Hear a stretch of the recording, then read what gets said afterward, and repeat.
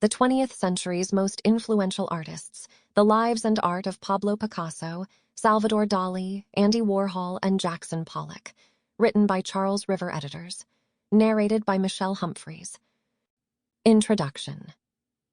In their biography of Pablo Picasso, Hans Ludwig and Chris Jaffe note that, for him, art was always adventure.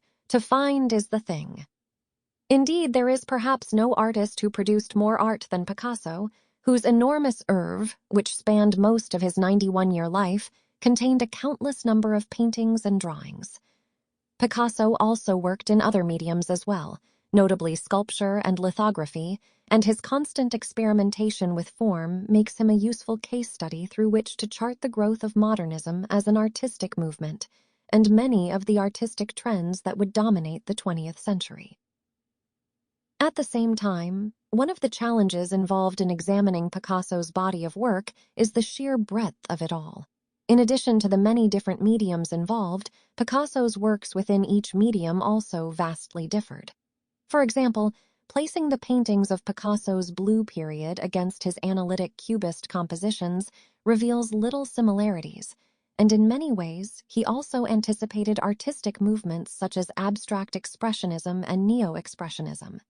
And though he is most famous for his contributions to the Cubist genre, there is a wide disparity between his early analytic Cubist works and the later synthetic Cubist style.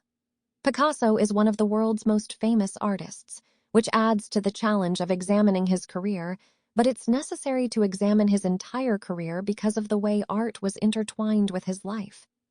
Even from an early age, it was clear that he subordinated any external concerns relating to his life in the interest of making art, which may have been the cause of the spirit of melancholy that can be found in his artwork. At the same time, the somber tone of some of his work can be directly contrasted against his playful, formal experimentation. In his review of Salvador Dali's first autobiography, George Orwell declared that one ought to be able to hold in one's head simultaneously the two facts that Dali is a good draftsman and a disgusting human being. Whether or not one agrees with the famous author's assessment, Orwell captures the polarizing nature of Salvador Dali and the extent to which his undeniable technical virtuosity often brushed against his penchant for provoking his audiences, not to mention provoking long-entrenched standards of proper taste.